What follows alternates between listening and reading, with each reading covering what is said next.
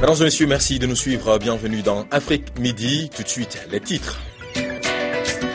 À la une, le Zimbabwe, sans surprise, Robert Mugabe reste à la tête de son parti, le ZANU-PF, qu'il dirige depuis l'indépendance du pays. Sa femme Grace est bien partie pour le remplacer. Elle a été nommée présidente de la puissante Ligue féminine.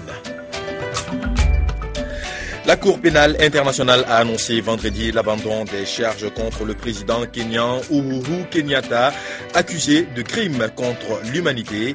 À Nairobi, hier, les partisans du président ont manifesté leur joie. Voilà pour le sommaire. Bienvenue. Le président Robert Mugabe, au pouvoir depuis 1980, a officiellement placé samedi son épouse Grace dans la course à sa succession. Bien que la première dame soit relativement novice en politique, en devenant ainsi présidente de la très puissante Ligue féminine, Madame Mugabe, 49 ans, fait automatiquement son entrée au bureau politique du mouvement dont elle était jusqu'à présent simple membre. L'Alliance pour la solidarité au Mali, convergence des forces patriotiques, tient depuis hier à Bamako son premier congrès ordinaire. Durant 2 jours, les délégués venus de tout le Mali vont procéder, entre autres, à l'adoption des textes, la réorientation de la ligue politique du parti et la mise en place des nouveaux organes de direction. Membre de la majorité présidentielle, le parti réaffirme son soutien au président Ibrahim Boubacar Keïta, Daouda Kamaté et Moussa Bari. La grande salle Amadou Hampâté-Bâ du Palais de la Culture a refusé du monde en ce jour, tant la mobilisation était forte pour les militants de l'Alliance pour la solidarité au Mali, aussi appelée Convergence des forces patriotiques ASMA-CFP. Cette mobilisation suscitait de partout à travers les 8 régions du pays ainsi que du district de Bamako et même des pays voisins a consacré le premier congrès ordinaire du parti. Considéré comme l'une des toutes dernières formations politiques de l'échiquier national, l'ASMA capitalise aujourd'hui en 18 mois d'existence seulement 5 députés à l'Assemblée nationale, 217 conseillers municipaux, 24 maires et 2 présidents de conseil de cercle. Au terme de ces 2 jours de travaux, verra l'adoption des textes du parti, de la ligne politique du parti et la mise en place d'une nouvelle direction. Venus témoigner leur sympathie au parti et à son président, à l'occurrence Soumaïlo Boubèye Maïga, les chefs de parti présents ont magnifié les qualités politiques d'un leader qui se caractérise par son patriotisme, sa conviction pour la lutte démocratique et son courage. Pour le président de l'ASMA, cette période de difficultés, d'interrogations et de doutes doit nous amener à rester convaincus de la validité de nos choix et persévérer dans notre engagement. La conjoncture présente nous impose de procéder à des interrogations intelligentes, car la générosité d'un projet politique ne suffit pas à elle seule à en assurer la mise en œuvre réussie. Mais cette conjoncture ne nous fait pas douter de la justesse des options majeures que nous avons faites. Je tiens à rappeler que dans cette même salle, nous avions exprimé notre soutien à Ibrahim Boubacar Keïta pour les élections présidentielles. C'était un choix de cœur, de raison, de confiance, de conviction et de responsabilité. C'est un choix que nous maintenons sans réserve. Car nous demeurons convaincus de la validité et de la pertinence du projet présidentiel, le Mali d'abord, le Mali toujours. Même en dehors de l'exécutif, l'ASMA, à travers son premier responsable, demeure attaché au retour de la paix, à la réussite de la réconciliation nationale, à la reconstruction d'une armée forte et républicaine et enfin à la préservation de l'unité nationale dans la diversité de nos cultures.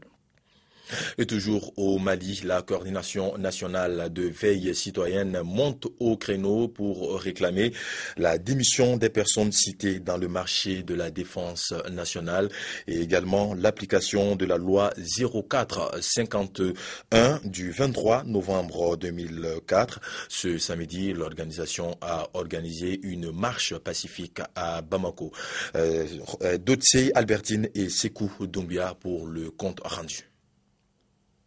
En organisant cette marche pacifique, la coordination nationale de veille citoyenne a voulu briser le silence sur certains faits qui minent l'actualité politique du pays. Affaire des surfacturations en rapport avec les équipements de l'armée, tout cela couronné par une mauvaise gestion des ressources publiques. Les manifestants, en exprimant leur déception, demandent que le président Ibrahim Boubacar Keïta prenne ses responsabilités pour éviter un chaos. On reproche que le Premier ministre n'a pas pris sa responsabilité. Les noms des ministres et des agents qui sont impliqués pour la corruption, donc, et ils sont toujours au gouvernement. On demande à ceux qu'ils démissionnent avant que la justice fasse son travail. S'ils sont impliqués, qu'ils doivent être jugés, s'ils ne sont pas impliqués, ils vont retourner à leur service. Les manifestants ont présenté des revendications sur plusieurs points. La première chose à faire, c'est de s'assurer que la sanction sociale soit appliquée à tous les ministres, à toutes les personnes citées dans le marché de la défense nationale et où ils ont fait preuve de déviation comportementale avérée, notamment par rapport à l'intégrité. Nous demandons leur départ immédiatement. Nous demandons la loi 04, surtout dans son article 6B, de nous extirper de cette culture, de nous enlever de la mainmise des entreprises multinationales étrangères qui mettent leurs mains dans notre poche pour enlever tout et qui se retournent pour nous donner un petit pourcentage.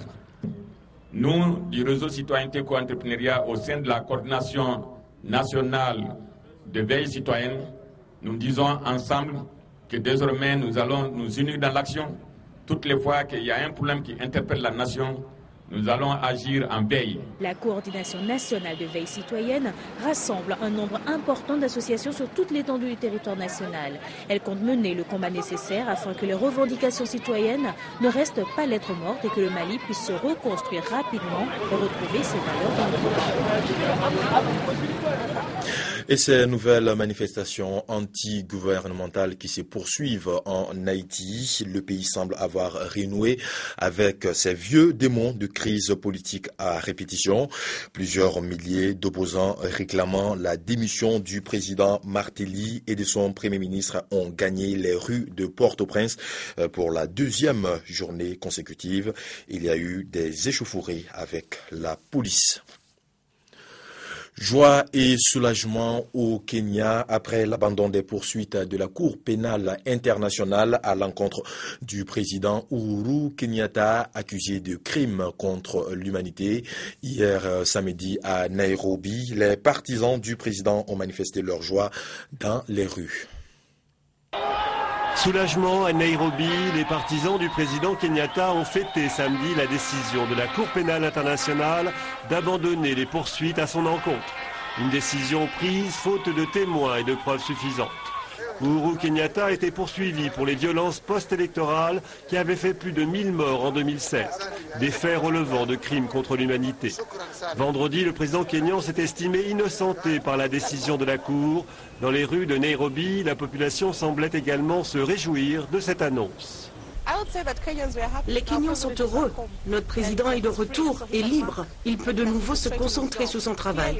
Clairement, depuis le début, le dossier est vide. Il n'y avait pas de preuve du tout. C'est un échec pour la réputation de la Cour pénale internationale et pour sa procureure Fatou Bensouda, qui n'a pas réussi à réunir les preuves ni à protéger les témoins dans ce dossier. Une instruction difficile, Uhuru Kenyatta était le premier président en exercice à être soumis à la Cour pénale internationale.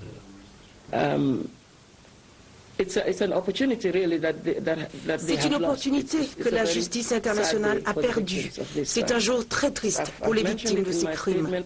J'ai mentionné que les témoins se sont retirés, des témoins qui ont été harcelés et intimidés à un point tel qu'ils étaient terrifiés à l'idée de témoigner pour l'accusation. Le procès du vice-président kényan William Ruto, lui, se poursuit à La Haye. Il est accusé de crimes contre l'humanité dans les violences de 2007. Le président kényan a promis de démontrer son innocence et d'obtenir sa libération.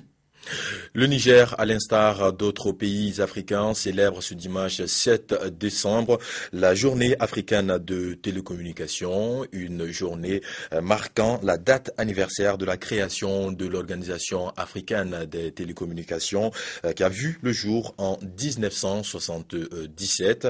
À travers cette journée, l'organisation assure la coordination des besoins de télécommunications, de développement des télécommunications, de l'information et de la communication. Une information qui a été transmise, qui ressort du message transmis par le ministre nigérien des Postes et des Télécommunications que je vous propose d'écouter. Cette année, le thème retenu est révolutionner la radiodiffusion télévision en Afrique à l'envol numérique. En effet, conformément à l'accord de Genève de 2006, nos pays se sont engagés vis-à-vis de l'Union internationale des télécommunications UIT à arrêter la diffusion de la télévision analogique à partir du 17 juin 2015 pour migrer définitivement vers la télévision numérique terrestre. Les principaux avantages de ce passage au numérique pour notre pays sont entre autres l'amélioration de la qualité de l'image et du son, la multiplication de l'offre de programmes ou de services télévisuels, la réduction du coût de diffusion, la disponibilité d'un large éventail de services interactifs et l'optimisation des ressources en fréquence. Les ressources en fréquence ainsi libérées constituent le dividende numérique qui servira à améliorer les offres à large bande à haut débit mobile et contribuer ainsi à l'augmentation des recettes budgétaires de l'État. À moins d'un mois de la fin de la campagne nationale de régularisation des sans-papiers au Maroc, l'heure est au bilan et également à la consolidation des droits des migrants. Hier, la société civile a organisé un débat justement autour de la liberté d'association des étrangers. Cette jeune Mauritanienne installée à l'Aïoun est depuis quelques semaines titulaire d'une carte de séjour. Avec sa famille, elle a quitté Nouadhibou dans le nord-ouest de la Mauritanie à la recherche de meilleures conditions de vie. Aujourd'hui, elle a trouvé un travail stable. Nous sommes nombreux à travailler dans le textile. Notre spécialité, c'est la teinture artisanale pour tissus. Nous avons tous pu régulariser notre situation et c'est une très bonne chose.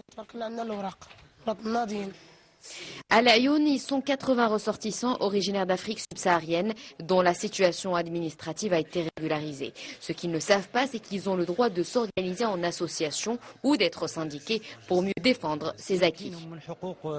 Cette journée de sensibilisation a pour objectif de faire connaître les droits civiques des travailleurs étrangers. Ils peuvent notamment créer des associations pour que leurs droits sociaux, culturels et économiques soient préservés. À l'Aïoun, plus de 1600 demandes de régularisation ont été soumises aux autorités locales depuis le lancement en janvier dernier de l'opération exceptionnelle de régularisation des migrants. C'est tout pour Afrique Midi. Merci de nous avoir suivis. Retrouvez le débat du dimanche à partir de 19h avec Sekou Tangara et ses invités et à 20h Afrique Soir. À très bientôt sur notre chaîne. Au revoir.